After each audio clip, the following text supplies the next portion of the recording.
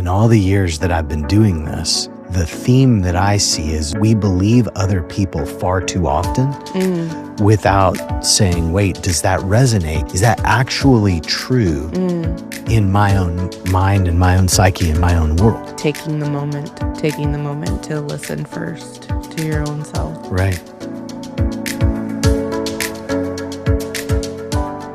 Hi, I'm Dr. Lee Long, and I'm here with my co-host, Lila Pond, and this is Wait, Let's Talk About That. Gosh, it's great to be here because today, this is a real unscripted style therapy session using the WAIT framework. Now, the guest is anonymous for privacy and for the conversation that's happening to be in real time.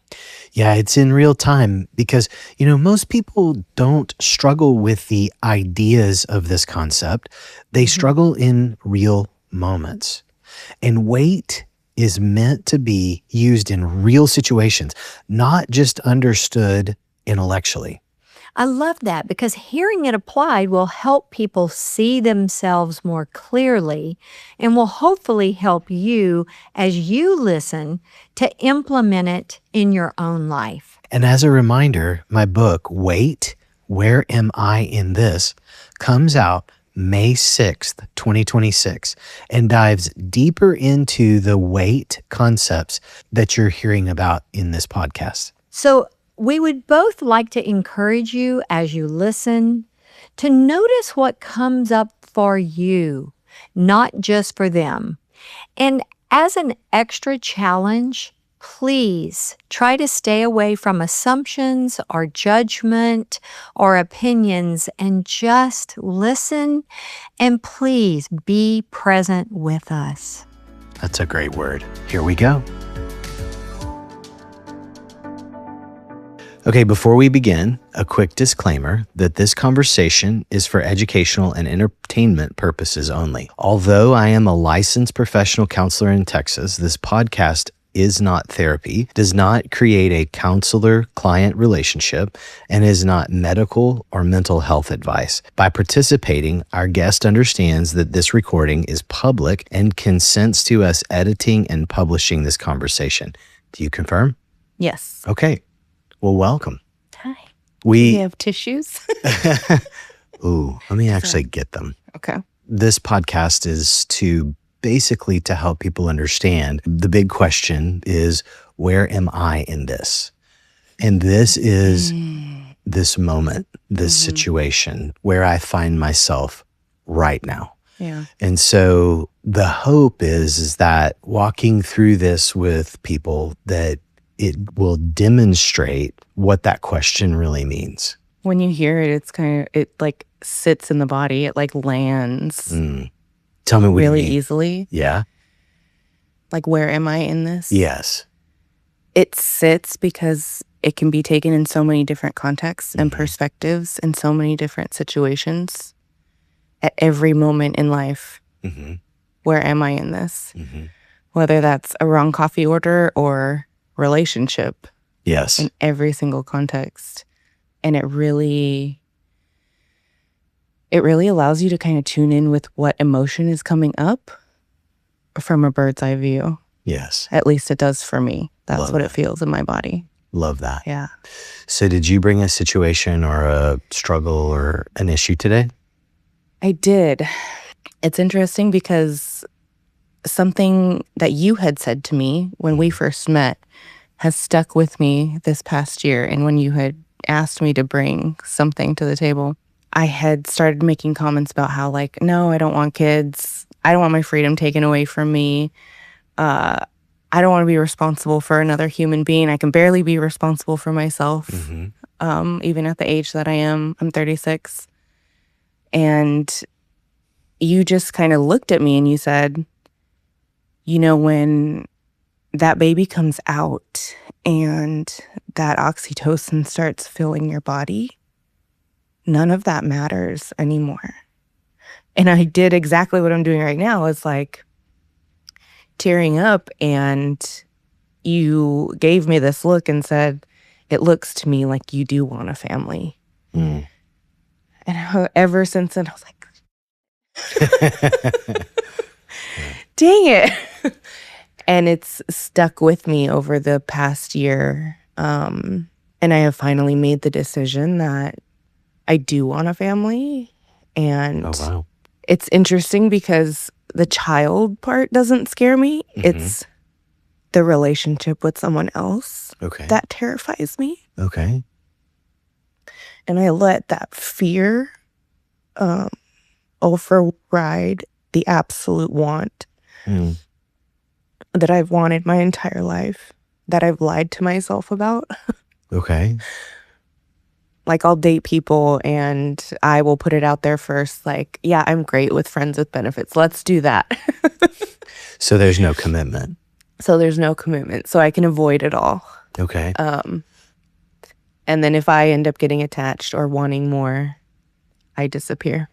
Interesting. Yeah. Disappear in the sense of I just pull away, or disappear in what sense? Emotionally, physically, all of the above? I would say all of the above. Okay. It's gotten better, and it's gotten better because of depending on the person that I'm talking to. Okay. The last person I dated, he was very, I guess, more understanding and actually called me out on my bull. Oh, yeah? And How so? asking the questions and, what are you doing? Why are you so afraid of everything? So basically looking for you. Yeah. When I look back into my 20s, it was the other way around. I dated a lot of avoidant people Okay. and was always like, wait, what happened? And now it's the other way around. I've swung to the other side. Where do you feel like you are in that swing? Like where are you in that? Hiding. From? It's easier to hide than it is to be hurt on the deepest levels. The absolute deepest level. Okay. I've gone through that once, and it was that feeling of, I'm gonna die. This hurts so bad. Like, I feel like I'm gonna die. So it felt super consuming. Yeah. Like, my life revolved around that man. Did you feel like with your life revolving around him, where were you? Nowhere to be found. I was within his world.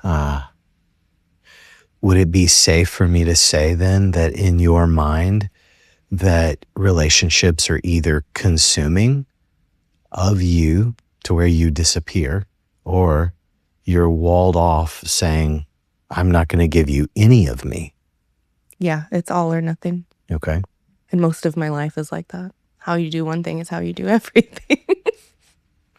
So it has seeped into all nooks and crevices of you. Okay. Because what I think I hear you saying is I don't want to lose myself. Yeah. It feels a little bit like that.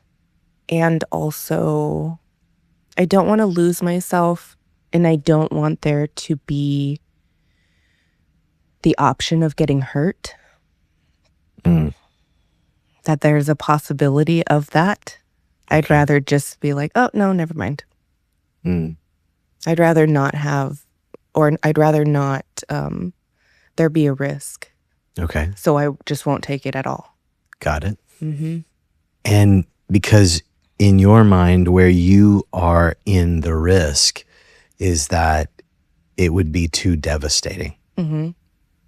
Have you ever considered the thought of what it would be like to only risk a little bit? Like when you go to Vegas and you have like $1,000. I don't go to Vegas. Fair. Fair. Hypothetically, if we were to go to Vegas and you had $1,000 and you said, I'm not going to lose, I'm not going to go beyond the $1,000. Do you walk up to the roulette table and say $1,000 on red? No. Do you go to the nickel slots? Possibly. Because they also come with free drinks. Right. There is benefit, right? Yeah. Do you, and my analogy is going to fall apart at some point here, and maybe it already has, but it's that space. There's this space, though, of deciding where's my limit? Where am I?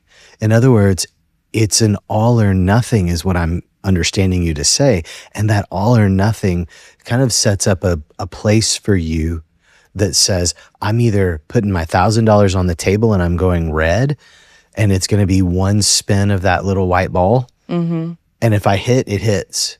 And if it doubles, it doubles. But if I lose everything. Yeah, that sounds like my life. Especially in dating. Okay. In that, what I'm hearing is that I lose myself in dating. Mm-hmm. Would it be fair to say, though, that the greatest gift you have to give somebody is you? Yeah. But in that same breath, would it be safe to say that the greatest gift you have for you is you? Absolutely. And so giving away the farm, where's your gift? Yeah. At that point, it's gone. We've lost our $1,000.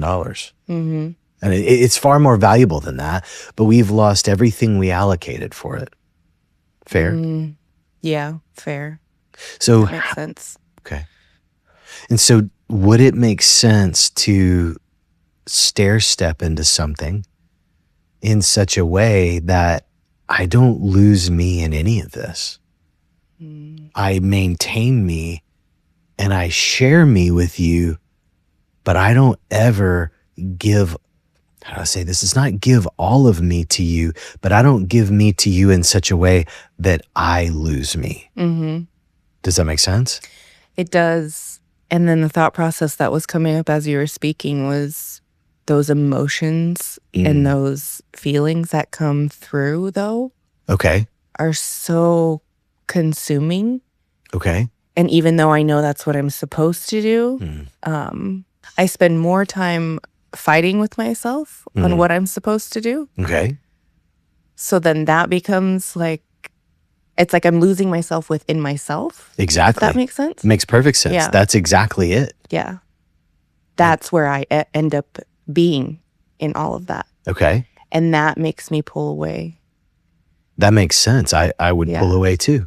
And it's this feeling of, I have worked so hard to regulate and heal and become this person I am today that I don't want to risk anything at all. I'd rather just not be in Vegas Fair. when it's the one thing I want most in life. And the reason I don't want to be in Vegas is because my greatest fear in me is Winning it all and I don't know what to do with it. Do you know who Marianne Williamson is? No. She's an author, and one of her most famous quotes is, I'm paraphrasing, but we're not afraid of losing or anything like that. Our greatest fear is our own power. And in this context, that's what it is. How do you make sense of that? It feels so overwhelming. And I have realized that I don't do well with overwhelming. I think it's because I grew up in so much chaos and so much overwhelm. Okay. And now I'm on the other side, and I won't risk going back to that. So would it be safe for me to understand that as I grew up in an environment that I did not feel like I had control? Mm-hmm. And I don't want to ever feel out of control? Absolutely. Okay. So where am I in this? If I'm you, then I'm protective. I don't want to exercise this, because if I exercise it, God only knows what will happen. Yeah. But the fear is I will be consumed. Is that Consumed, and if I get what I want, I won't know what to do with it. There's no control. okay? I will ruin it all. I can't trust myself with it. Yeah. How would you ruin it in your mind? By showing this part of me. The emotional part? The emotional part, the there can be days out of the month, because I am a woman, where I don't want to get out of bed. And that might be a past thing. Because just the memory flashing of a partner being like, what is the matter with you? The shaming and not allowing. When I do date, I get praised so much for, you're so incredible. Like, you have this beautiful personality and you're artistic and all of these things and blah, blah, blah. And all I can think at the back of my head is like, yeah, if you only saw the other side, I wouldn't be that great to you. So you feel like you're hiding parts of you. Yeah. Okay. Because if I show those parts, it's over. And that's your fear, right? Yeah. Okay. And then where would you be in the midst of that? The vision of like me in a ball on the floor, like in my last breakup. I don't ever want that to happen again. That pain is what you're wanting to keep away. Yeah. That if you show all of you to someone and it's not held tenderly, carefully, then it leaves you feeling too vulnerable and rejected. Absolutely. Okay. So I want to protect myself. If I'm speaking as if I'm you, I want to protect myself from vulnerability, because vulnerability in the past has equaled rejection. Yes. Like I said before we sat down, that was interesting that this mirrors that. The vulnerability scares a lot of people. But where are you in that? I am not scared of my own vulnerability. Okay. I'm scared of showing it to other people, and not necessarily other people, but a partner. I'm terrified of showing it to a partner.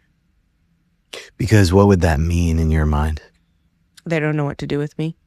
And where would you be in that moment? They don't know what to do with me. Where am I?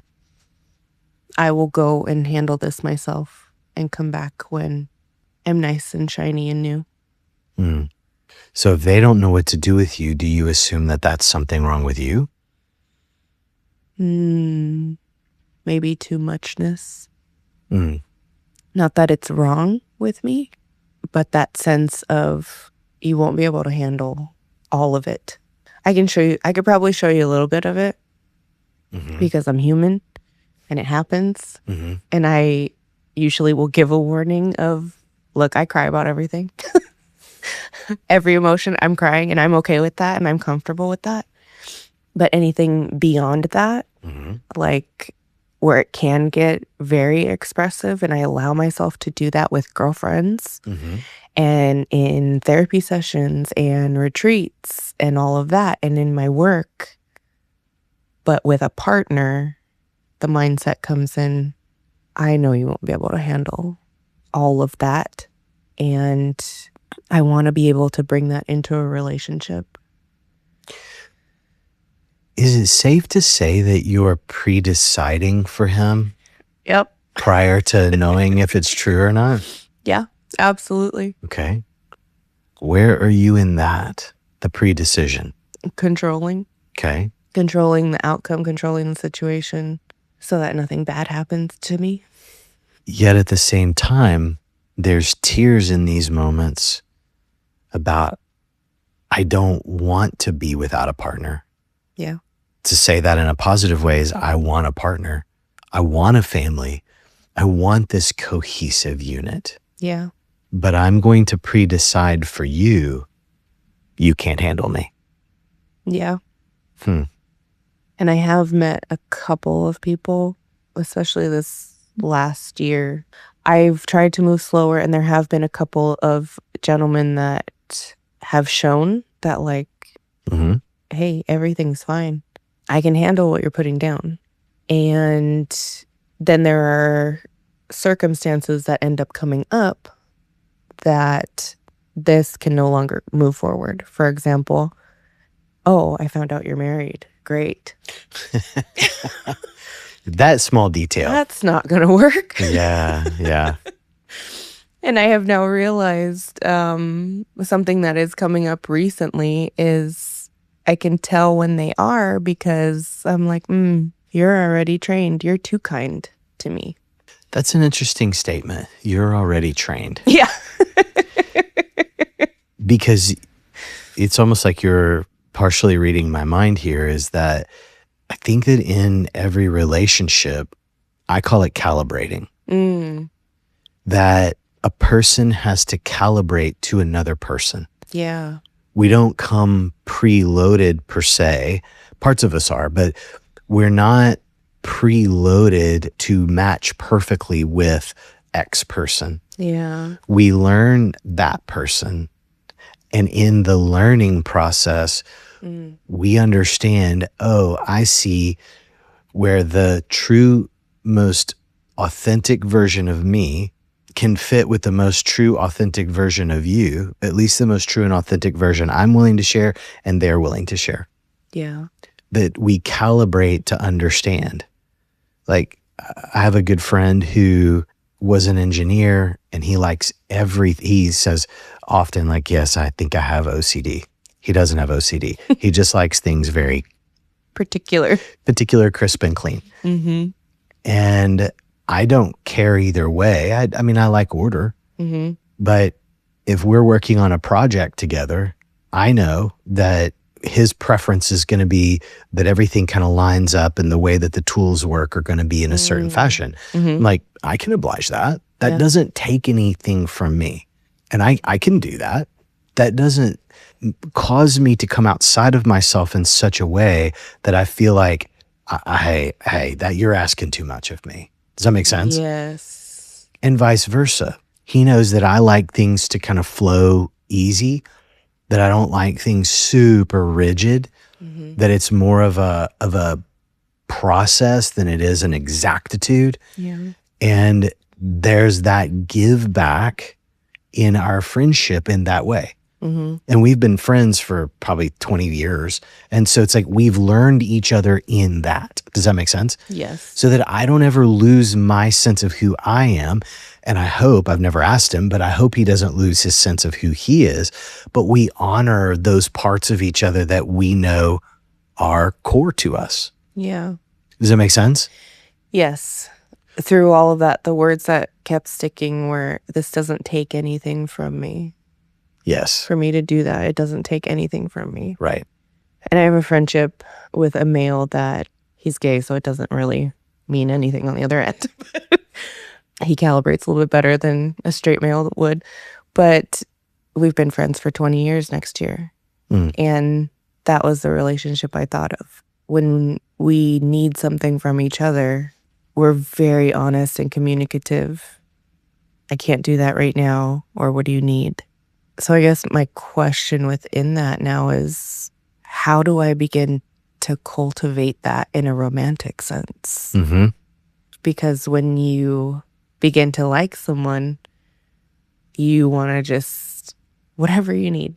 Or at least for me. Okay, now That's let's how it find you is. in that. Yeah. Why do I want to give? And the question is, where am I in that? Why do I want to give them whatever they want? Where am I? Looking for that acceptance. Like, if I give you this, you're not going to go anywhere. Do I believe I'm enough? I believe I'm enough, and sometimes too much. But if I give you enough, it'll be a fair trade, and you're not going to go anywhere. But what's interesting is with your friend, you're saying there's not a chance that it's going to be romantic. We're platonic friends. Yeah. That's it. Yeah. I don't have that sense of being enough for you. Yeah. I don't feel like I have to overgive or appease you. But notice the shift. When something else is on the line there, then I feel like I have to now perform. Am I understanding you right? When it's a deeper connection. But deeper, is this friend of yours, is he a deep connection? Absolutely. I used to say all the time that no one will ever love me as much as he does. Could I push a little bit? Absolutely. I will never allow anyone to love me as deep as he does. Yep. Because are you afraid? Where are you? Are you afraid that he's going to hurt you? The friend or no? Were you in the beginning? I don't think so. It was just easy. Okay. And in that easy, where were you? Enjoying our relationship. Enjoying this friend, that commonalities and honesty and all of the things. So your question a moment ago was, how do I step into a romantic relationship and not lose myself? How do I do this without stepping out of me? Yeah. Fair? Yeah. How did you do it with him? It's a really long time ago. I was also a very different person. Okay. I was 18 when we met. Okay. I know that my previous serious relationship has had such an impact on the way I've moved forward in dating. We haven't been together for 4 years. And there are still times where things come up and I'm like, I flash back to that relationship. Like in what way? Like, for example, I was talking to someone that I am talking to, dating, I don't know, all the labels, all the weird things. Talking to a person that I want to see naked. And he knows about this previous relationship. And he had said something about how incredible I am. And it was instant sadness because what he praised me for, my ex-partner, I was like, yeah, he hated that about me. Why wasn't I enough for him? Like, why couldn't he just love me? I'm so easy to love. I'm so easy to love. Are you convinced of that? Because I hear two sides to this, that I'm too much, so I have to hide or conceal parts of me. And then I hear, but I'm so easy to love. Yeah. And so it's like two different parts. Which one do you believe? I swing more towards I'm so easy to love. Okay. And I would be an amazing and incredible partner. I am an amazing and incredible partner. Okay. And then the part of me that was so hurt by that relationship is like, yeah, but look what happened the last time.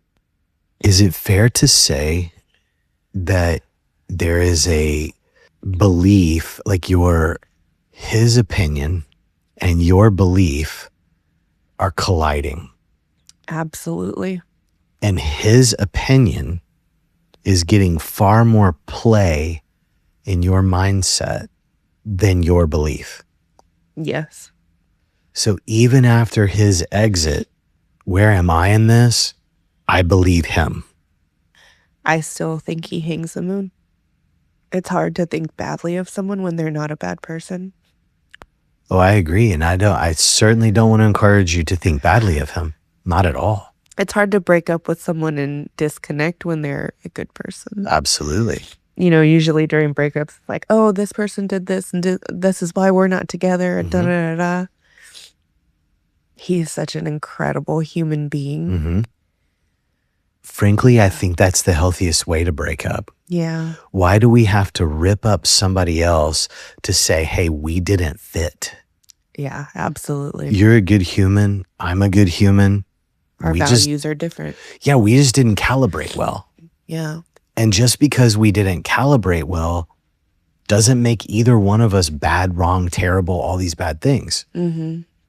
Because I was going to say the scary thing about it is, but the strange thing about it is that if we rip up somebody else, we're the ones who carry around the rippings, the hate, the disdain, the how dare they. We still carry them in our soul. Yeah.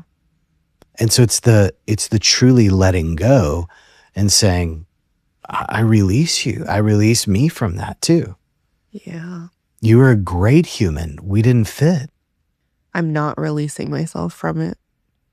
That's the problem. within that, I find this part of myself that because he's such an incredible human and despite all those other little things, treated me incredible. It was the first time that I had ever been treated that way. Okay. It was the first time I had ever experienced being treated lovingly in a relationship. So there's this part within me that's like, because of all these good things, how come? And that wants to keep trying and trying and trying. Well, hang on by that, like one phone call every 6 months. How are you? Yeah. And where are you in that? Wanting that beautiful relationship again. Not necessarily that one particularly, Okay.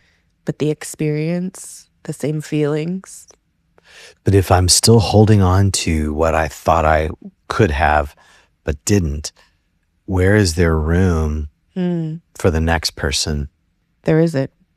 You get what's left over, and that's not fair. To who? To either of us. Right. Certainly not myself. Thank you. Yeah. Because you know the whole the saying is, Gosh, the disrespect to me, right? come on now. My gosh. Say more about that. I would never, the first thought that came to mind was like, I would never want myself to be treated that way. And now then you're finding you. Yeah. And then I think about my girlfriends and I'm like, I would never want them to treat themselves that way. That was an aha landing moment for sure. Love that. Like, oh my God, the absolute disrespect that I am doing to myself. Yeah. This is coming home to you. That's what that looks like. It's like, wait a second. I am disrespecting me. Yeah. In the sense that, you know, it's like the old saying, a square peg in a round hole. This is like an oval peg in a round hole. It's like we're beating the fool out of that old oval peg, trying to make it fit because, my gosh, it should. Yeah. But it's doing damage. Just slightly. Right?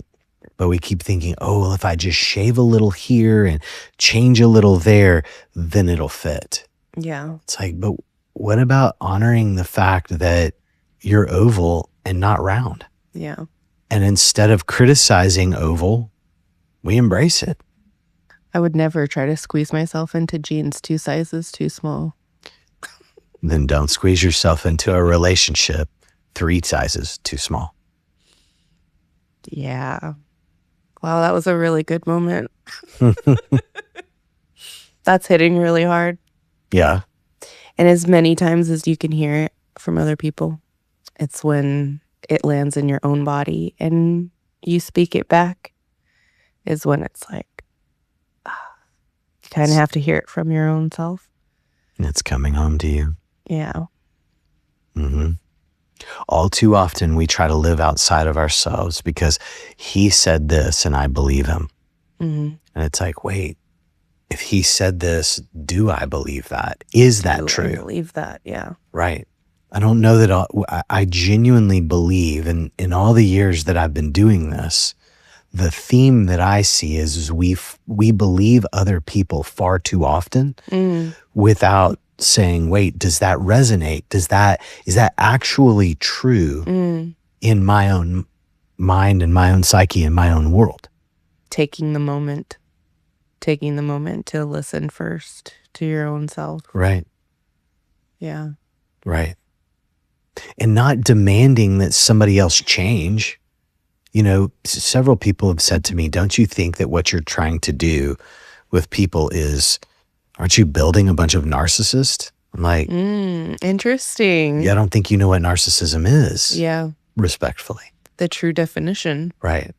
True definition of narcissism is this idea that I don't know who I am. I have a deep wound. So I put on a mask and I ask you to tell me how great I am. I ask you to confirm in me. I'm asking the environment to make me feel a certain way. It's like, wait a minute. Yeah. No. Think if we did this even politically. That's what I was thinking about. Okay, tell me more. That the thought that came up for me was when you had said, you're looking outside of yourself, you're thinking that this man, that his opinion matters of you without checking in. I heard instantly, yeah, because I think so highly of him. In politics, so many people think so highly of these people. So whatever they say, it's an internalized, oh yeah, that is me. That is what I believe too. Right. Because of this pedestaling. Yeah. I like the word figure, political figure, because they've left humanity in my mind. Yeah. Right. And it's I can like agree with that. This man in your life became a figure. And I respect him so much that what he says must be true. Yeah. Now, what he says can be true. Does that resonate with me? Is it my truth? Right. Now, what I mean by that is if he says, now hang with me on this, okay? Okay. Because this might be. Okay. If he says, hey, you're too much, can that be true to him, but not true to you? Absolutely. And that's where we have to differ. You're like, okay. Yeah. But that I'm too much doesn't have to live inside your soul, right? It doesn't have to take up residence inside of you. Yeah. It could simply be that, okay, that is too much for him. Not for everybody. Yeah. Now, if you slow down and you let that sink into you and say, wait, is this feeling, is this demonstration of a feeling, however we want to couch it, is that too much for me? Sometimes the answer could be yes, but often the answer will be no. And that calibrating, look, I know I'm an intense person. I say the same thing about myself. And one of the things that I appreciate about my wife is that she understands and appreciates my intensity. Now, there are times when my intensity is too great, and it's the, hey, in my presence, I can't. I need you to dial that back. Otherwise, I need to take a step back. In my presence. Not necessarily that you are too intense, but currently for me. Correct. In my presence. Correct. It's what I can tolerate. It's what my nervous system can tolerate in the moment. Yeah. But I know that that's not a rejection. Now, I have a choice. I either can turn the volume down a little bit, so to speak, or I can step away. Yeah. But it's honoring that in-between space between my wife and I, saying, I see you too. Yeah. And language matters.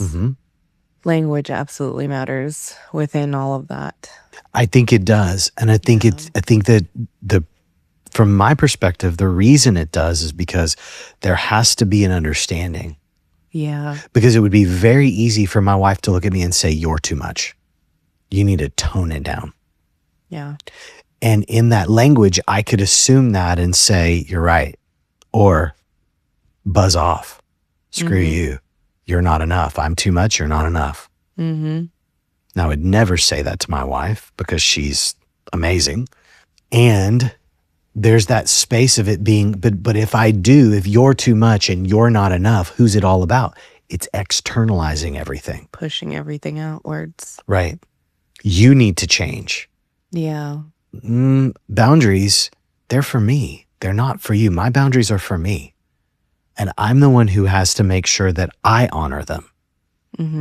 I don't get to demand. I mean, I can try, but it's not going to get you far. Not going to work well. I don't get to demand that you have to do this. Yeah. No, thank you. There's a saying that's you'll get everything you want and you get to decide if you actually want it. And that's what kind of the thought process within all of that. So going back to that landing strip, how do you then, one, not disrespect you, and two, honor you? The constant check-in the constant check into my own body, my own intuition, my own beliefs and needs. Mm-hmm. So can I make a suggestion? Absolutely. I want to encourage you to ask the question, where am I in this? Mm. In this moment, in this situation, in this whatever, but Yeah. in this moment, what do I think? What do I feel? What do I believe? And what am I experiencing? I'm going to need you to text those to me so that I can have them like on demand and just constantly. You got it. Whenever a moment comes up, hang on, I got to look at my questions really quickly. But I guess in the end of it all, it's where am I in this? Yeah. Where am I in this? In this moment, where am I in this? What's going on with me? Wait, am I feeling sad? Am I not? Am I excited? Am I holding back? Okay, if I'm holding back, what am I holding back? Oh, it's not time yet to release all of that. Okay, so I'm appropriately holding back, right? Yeah, that makes sense. But if it's a moment where there's growing intimacy, it's like, is this intimacy growing at a pace that feels acceptable, understandable, comfortable to me?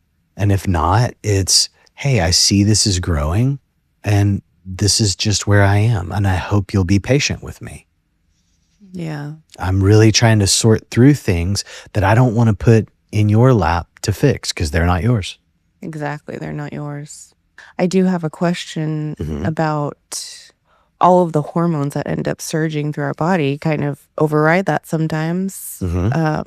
With being an intense person, I also love the intensity, and that's addicting. It can be. Yeah. For the most part, I would imagine that stopping and asking, where am I in this, kind of slows the nervous system and slows everything down. 100%. So that you can tune in. Because even though right now in this moment, I can conceptualize this and understand all of this and take it all in. But when that man is in front of you and the hearts are flying out of your head like a cartoon and all you want to be is like intertwined in that moment with this other person, you don't necessarily hear the, where am I in this? That may not be the best decision. Right. Two things. One, if you make this a practice of living where you are, you will know going into something like this, that's not a good idea for me. So I will make sure that I know where the brake is. Yeah. Because if I'm only living on the accelerator of intensity, then I will pull an M&M and lose myself. Yeah. You know what I mean? Yep. I will lose myself in this moment. And then the collision of when I find myself, that's painful. Got you. That makes sense. That's where the pain is. Is because we come and we crash into ourselves. It's like Dave Matthews has this song, Crash Into You. Yeah. Love Dave Matthews. It's one of my favorites. And when you think about that, a crash comes with consequences. And is that what I want to do? Because I don't want to lose myself in this moment, because then what am I offering? Yeah. And what am I maintaining? And the parts of me that are left behind after the crash, it's like, well, what do I do with all that? Well, where am I? In parts all over the street. Having to do work all over again. That's right. Yeah. Scar after scar after scar. That makes sense. So I do think that it is in moments preceding those moments, that are going to be really like hearts are going to be flying. And it's like, we'll put on a bonnet. Because it's like, I don't want to lose myself in this moment. Yeah. It's like, again, I'm going to take us back to our beginning analogy. If you're in Vegas and I said you go with $1,000 to spend and that's your limit, don't bring a card that has unlimited swipes on it, because the other end isn't unlimited. You don't want to get caught up in moments where you lose you. Yeah. Man, it's so addicting though. It feels so good. But if you look at One of the best drugs on earth. is the human body, right? Yeah. It happens within our human body. And the thing about that is that in addiction, what am I looking for? Everything outside of me. The connection. Is it connection? The addiction is not connection, but it's what you're searching for. Seeking, right? But it's like walking around with a plug in, saying, let's connect. And you put the plug in something that is more wattage than the appliance can handle, or that it's calibrated for. Let me say it that way. I really love that word being used in all of this. Yeah. Because if I overwatt something that's not calibrated for that, what happens to that appliance? Blows up. What happens inside of me? I'm not calibrated yet for this. I need to calibrate differently. This is a 210 and this is set for 115. That's a difference. Yeah. I need to be aware of where I am. I need to know what the appliance of me, not to reduce us to appliances, but I need to be aware of where am I? What's my wattage? Yeah. Does that make sense? Absolutely. So like you were saying, making it a practice, I'd imagine in every single thing. Just start doing it on every single thing. Yes. And I don't want anyone to feel overwhelmed by it. Yeah. But it is as you're going along and it comes to mind, where am I in this? After my workout, I often go on a walk with some of the folks in the class. And there's often a sunset or sunrise. And I think to myself, where am I in this moment? I'm wanting to soak in that light. It's so beautiful. It's so amazing. I want to be present in this moment. And that is it's a calibrating. Before I lift a heavy weight, where am I in this? Okay, I'm locked, I'm loaded, and I'm ready to go. I don't want to hurt myself. I'm getting older, But I think it's in those moments that we ask ourselves when we're doing stuff. Yeah. Where am I in this? I'm kind of feeling mindless right now. I was sitting at home the other day and I found myself just grabbing my phone and I was like, wait, where are you? Bored? Okay. Sit in your boredom. Boredom's okay. It's where creativity comes from. Absolutely. And so I told myself, when I pick up my phone, I'm going to say, I'm picking up my phone to read that text so that I don't pick up the phone and deal with all the other things that are like, why did I pick up my phone again? Yeah. It's being mindful of what I'm doing and where I am in that moment. It's like the next level of awareness. Like when you start learning awareness, that's what it feels like for me, is the next level. And it's the level of awareness of you. And that's the goal. So we don't lose us and take in all this lake water. Yeah. About what we should be or how it should be this or how it should and should and should and should. But we know this is me. That makes perfect sense. I love it. Yeah. Thank you for coming. Thank you. This has been enriching for me. Thank you for your knowledge. Yeah. So many like gold nuggets and things that have landed just within this right now. I love that. So I'm super excited to bring it into my world, but also to share it with my friends we all kind of have the same conversations. I love that. So I'm like, guess what I learned? I'm really excited. So I love that. Thank you. Yeah. What you heard is what slowing down can actually sound like. The goal wasn't to fix the guest, but to build an awareness and a clarity. Notice that even if your situation is different, the pattern's often the same. Let me say that again. Even if your situation is different, our patterns are typically the same. So notice what parts of the conversation felt familiar to you.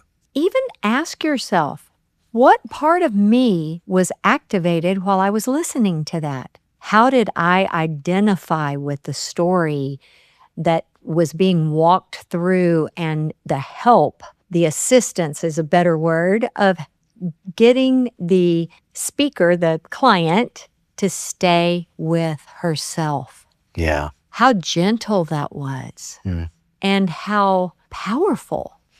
Yes, and I want to make sure that you consider the word activated doesn't always mean negative.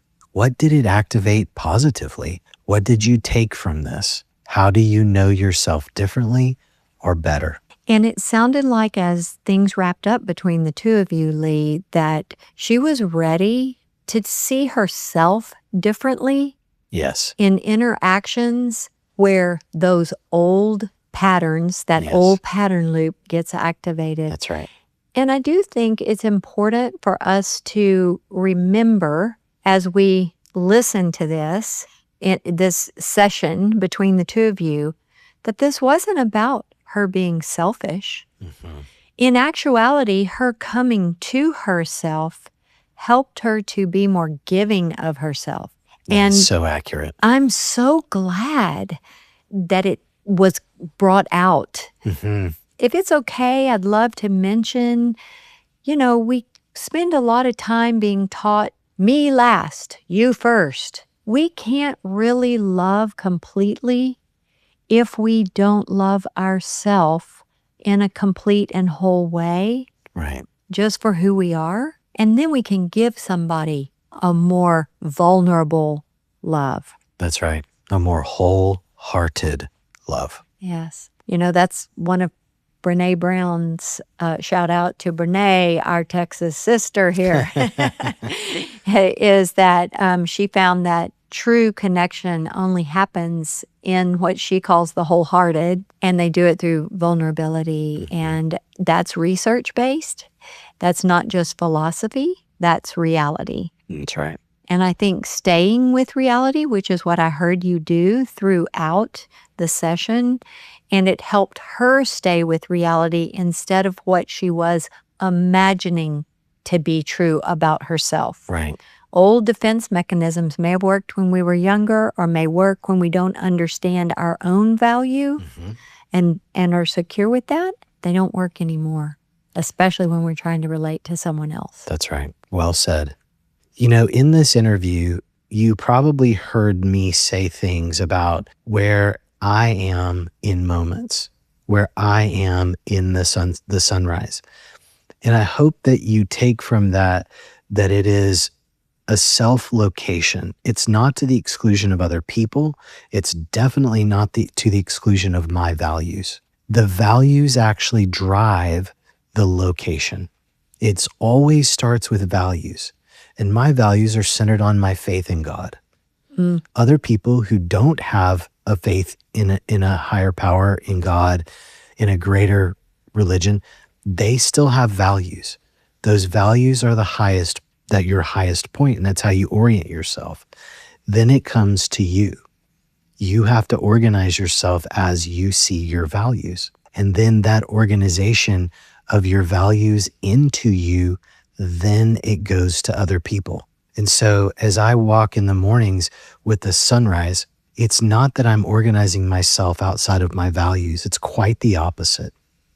It's that I'm organizing myself and understanding, be here in this moment, enjoying what has been created for my eyes. That all too often we push ourselves to be outside of the moment. And when I'm talking about lifting and where am I in that moment is about understanding how I am showing up, values and all. And Lee, that is so important for us to remember, that if all we do is focus on the external and what the environment to change to make us better on the inside, then we've missed what working out does for you. It makes you stronger, your infrastructure of your body stronger, so you show up from a place of security. And that's, if we were talking about muscles and lifting, that's muscle integrity. And that carries us through life. Well, knowing yourself and where you are in that location of an interaction with somebody That's a value and that's a practice you carry through life. It's an infrastructure issue, if you will. I'm searching for a word here, but it's that infrastructure strength that says, I can sit with you when you're having a different opinion or idea and without judgment. That's right. And it's so less chaotic. It doesn't mean everybody's going to agree with me, but it certainly cuts down on hate. It certainly cuts down on rigidity. And where we have rigidity, we're going to break. And that means break in our relationships. We break in our relationship with ourselves even when we're rigid. That's right. And it's so wonderful. It doesn't mean we're so open that we're free love, peace, love, dove kind of thing. That's not what I'm getting at. I'm getting at the fact that we can join and be close to someone else when we're close to our own understanding of ourselves. It frees us up to be able to do that. Even when we're as mad as a wet hen, as they say. That's right. We can stay with ourselves and not lose our marbles and lose the whole point of confronting whatever the controversy is or the conversation is calling for. I think that's important. One last thing. I appreciate the words of Scripture, ancient writings that bring us truth, that help us live in a more secure way.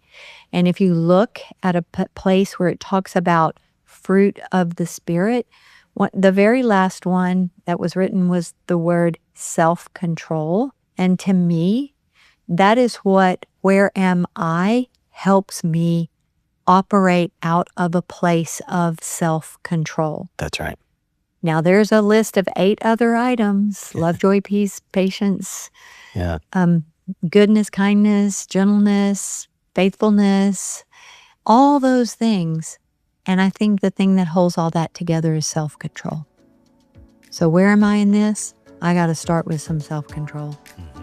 Well, if you enjoyed what you heard today, subscribe and share with someone who may need to benefit from this. And one more reminder that my book that's available for pre-order on Amazon, and it's coming out on May 6th. Please, you'll enjoy it and be challenged by it, and you'll probably read it twice. See you next time.